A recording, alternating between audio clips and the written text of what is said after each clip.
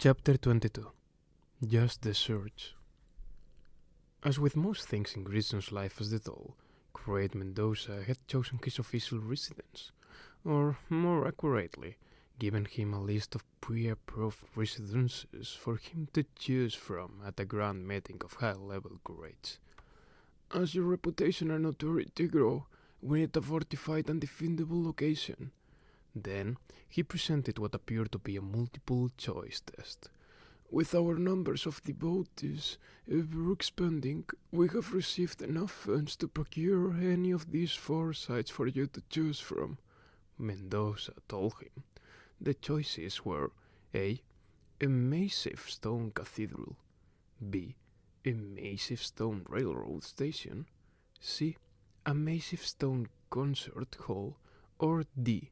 A secluded stone abbey that might have appeared massive under other circumstances, but seemed minuscule compared to the others.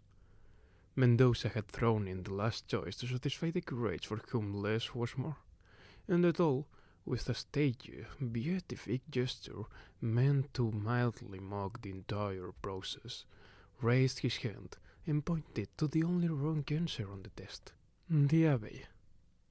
Partially because he knew it was the one Mendoza least wanted, and partially because he kind of liked it. The Abbey, set in a park at the city's narrow northern tip, began life as a museum designed to look like an ancient monastery. Little did the architects know that they'd be so successful, it would actually become one. The cloisters, it was called. Greyson had no idea why it was plural. There was only one.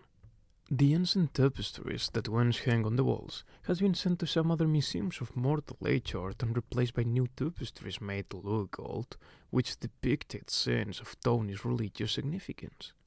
To look on them, one would think that Tonism had been around for thousands of years.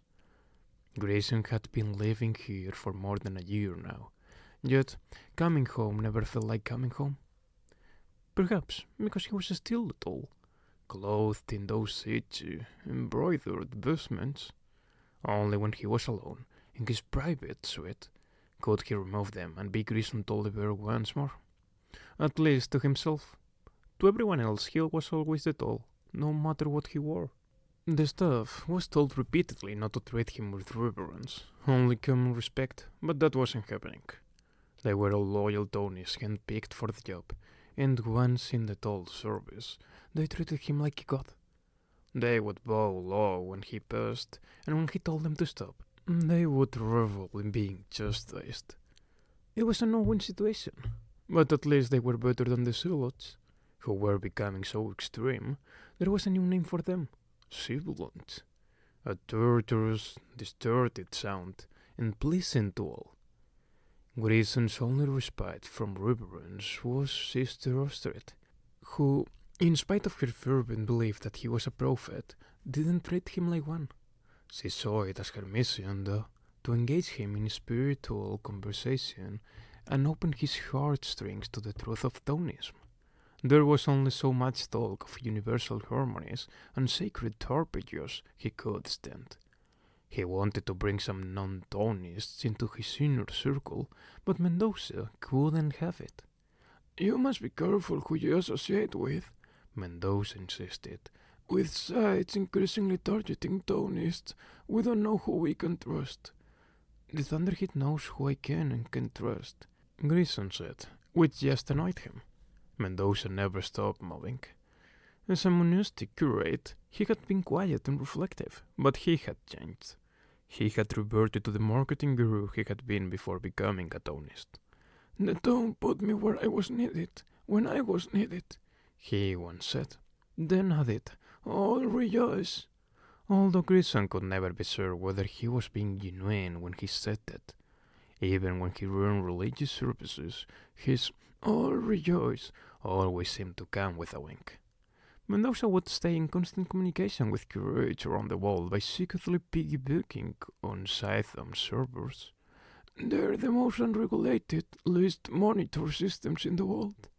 There was something both satisfying and troubling to know that they were using the Scytham's own servers to carry their secret messages to Tony's curates around the world. Greyson's private suite was a true sanctuary. It was the only place where the Thunderhead could speak aloud, and not just through his earpiece. There was a freedom to that more palpable than removing the stiff garment of the doll. The earpiece he wore in public made the Thunderhead feel like a voice in his head. It only spoke to him aloud when it knew no one else could hear, and when it did, he felt surrounded by it. He was in it, rather than it in him. "Talk to me," he said to the Thunderhead as he stretched out on the comfort of his bed. A massive thing constructed specially for him by a follower who made mattresses by hand. Why did people think that just because the doll was no larger than life, everything within his life had to be? The bed was big enough for a small army. Honestly, what did they expect him to do in it? Even on the rare occasions that he had the company of a guest, as the Greyson so tactfully put it, it felt like they had to drop breadcrumbs to find each other. Mostly he was alone when he lay upon it. That left him with two choices. He could either feel insignificant and solitary, swallowed by the billowing expanse of it, or he could try to remember what it was like to be a baby laid out in the middle of his parents' bed. Safe, comfortable, and loved. Certainly his parents had done that for him at least once before they tired of parenthood. "I'd be happy to talk, Greyson," the Thunderhead replied. "What shall we discuss?" "Doesn't matter," Greyson said. "Small talk, big talk, in between talk. Shall we discuss your following and how it's growing?" Greyson rolled over. "You really know how to kill a mood, you know that?" "No, I don't want to talk about anything having to do with the doll." Greyson crawled to the edge of the bed and grabbed the plate of cheesecake he had brought with him from dinner. If the Thunderhead was going to talk about his life as the doll, he definitely needed some comfort food to help it go down. "The growth of the Tony's movement is a good thing," the Thunderhead said. "It means that when we need to mobilize them, they will be a force to be reckoned with." "You sound like you're going to war." "I'm hoping that won't be necessary." And that's all the Thunderhead had to say about it. From the beginning, it was cryptic about how it might use the Tonists. It made Greyson feel like a confidant who wasn't being confided in. "I don't like being used without knowing your endgame," he said, and to emphasize his disapproval, he moved to the one spot in the room he knew the Thunderhead's camera had trouble seeing. "You found a blind spot," it said. "Perhaps you know more than you're letting on." "I have no idea what you're talking about." The air conditioning blew stronger for a brief moment, the Thunderhead's version of a sigh. "I will tell you once things congeal, but right now there are obstacles I must overcome before I can even calculate the odds that my plan for humanity will succeed." Greyson found it absurd that the Thunderhead could say something like "my plan for humanity" in the same unconcerned way a person might say "my recipe for cheesecake," which, by the way, was terrible. Void of flavor and gelatinous rather than creamy. Tonists believed that hearing was the only sense worth indulging, but someone apparently had read the look on Greyson's face while he tried to eat a particularly miserable babka, and the staff was scrambling to find a new dessert chef. That was the thing about being the doll. You raised an eyebrow, and mountains moved, whether you wanted them to or not. "Are you displeased with me, Greyson?" the Thunderhead asked. "You basically run the world. Why should you care if I'm displeased?" "Because I do," the Thunderhead said. "I care very much." "You will treat it all with absolute reverence no matter what he tells you." "Yes, Mom." "Step far out of his way if you see him approaching." "Yes, Mom." "Always cast your eyes downward in his presence and follow." "Yes, Mom." Sister Astrid, who now served as the cloister's chief of staff, looked the new pastry chef over carefully. She squinted as if it helped her see into his soul. "From where do you hail?" "Brotherly love," he told her. "Well, I hope your head isn't as cracked as the liver, Bill. Clearly, you must have distinguished yourself to your grade to be recommended for service to the doll. I'm the best at what I do, he told her, hands down, the best. Adonis without modesty, she said with a wry grin. Some of the civilian sex would cut your tongue out for that. The doll is too wise for that, madam. That he is, she agreed. That he is. Then she reached out her hand unexpectedly and squeezed his right bicep. The new arrival tensed it reflexively. Strong, by the looks of you, I'm surprised they didn't assign you to security detail. I'm a pastry chef, he told her. The only weapon I wield is an egg beater. But you would fight for him if you were asked. Whatever the doll needs, I'm there. Good, she said, satisfied. Well, what he needs from you now is tonight's dessert. Then she had someone from the culinary staff show him to the kitchen. He grinned as he was led out. He had made it through the chief of staff's inspection. Sister Astrid was known to throw out new arrivals he didn't care for, no matter how highly recommended they came. But he had measured up to her high standards. Scythe Morrison couldn't be happier. I am thinking that traveling might be a good course of action at this juncture, the Thunderhead told Greyson that evening, before he removed his vestments and go to relax. I am thinking this in the strongest of ways. I already told you I'm not doing a world tour, Greyson told it. The world comes to me one person at a time. I'm fine with it that way, and until now, it's what you've wanted to. I'm not suggesting a world tour, but perhaps an unannounced pilgrimage to places you have not been. Shouldn't it be known that the doll traveled the world, as prophets have historically done? Greyson Tolliver, however, had never suffered from wanderlust.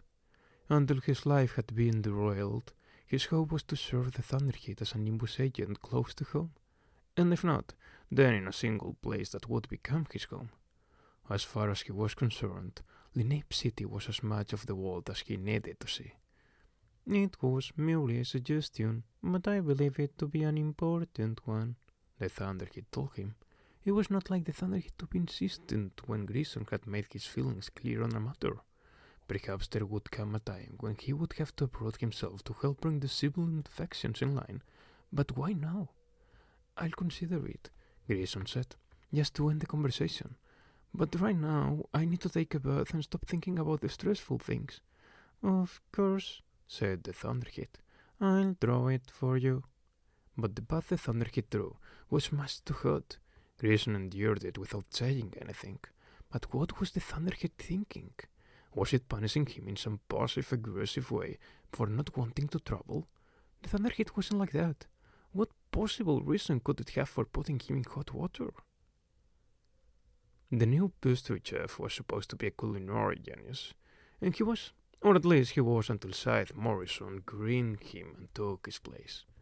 The truth was, 3 weeks ago, Scythe Morrison could barely boil water, much less bake a souffle.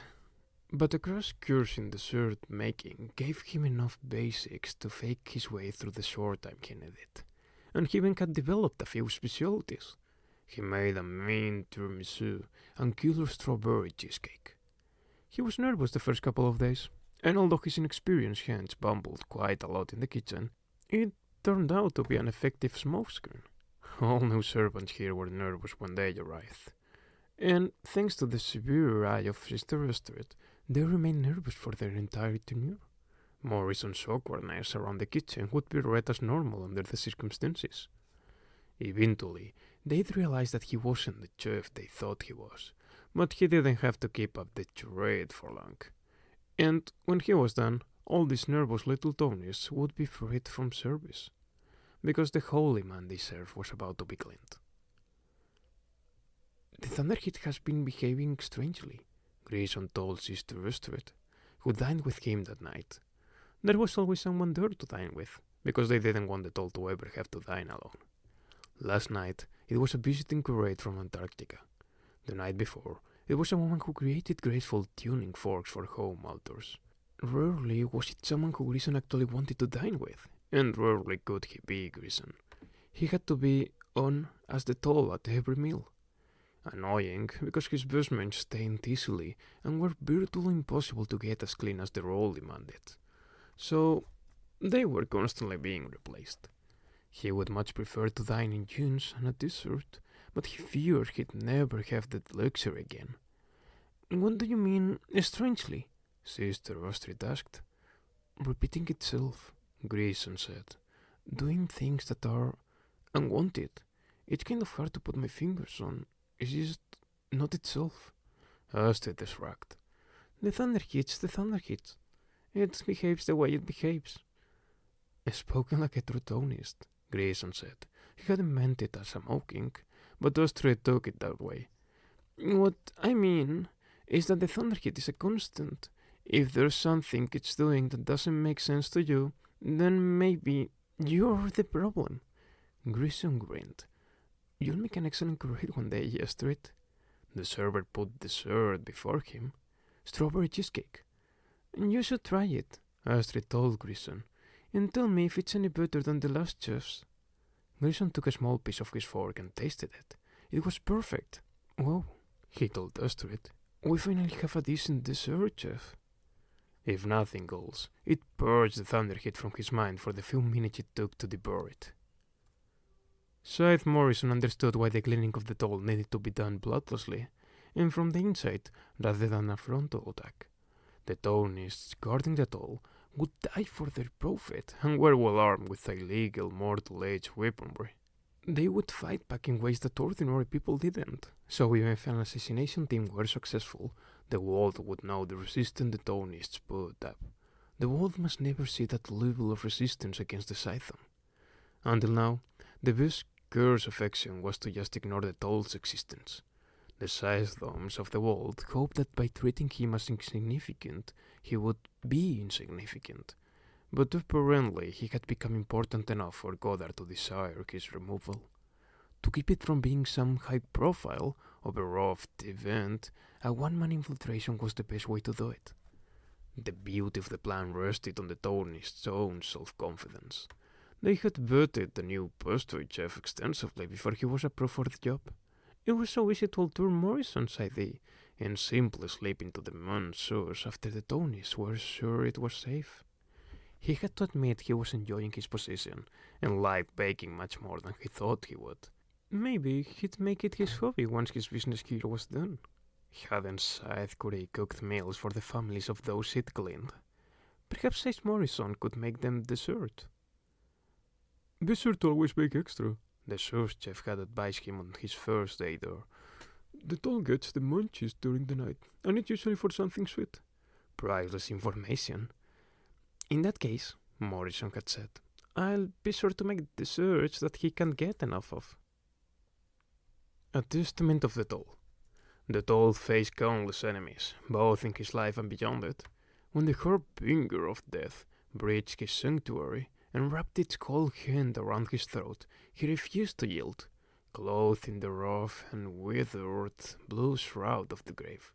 Death dug its talons into him, and yeah, though it stole his earthly existence, it was not the toll scent. Instead, he was elevated above this world to higher octave. All rejoice. Commentary of Great Symphonius. Do not be misled. Death itself is not the enemy, for it is our belief that natural death must come to all in their time. And natural death is that of which this verse speaks.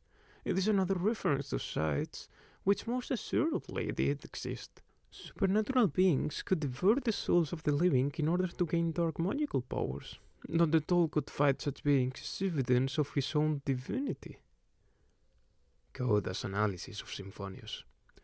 There is no disputing that sights existed in the time of the toll, and for all we know, they may still exist in the places behind. However, to suggest that they devoured souls is a stretch even for Symphonius, who tends to prefer hearsay and conjecture to evidence. It is important to note that scholars have reached a general consensus that sights did not devour the souls of their victims. They merely consumed their flesh.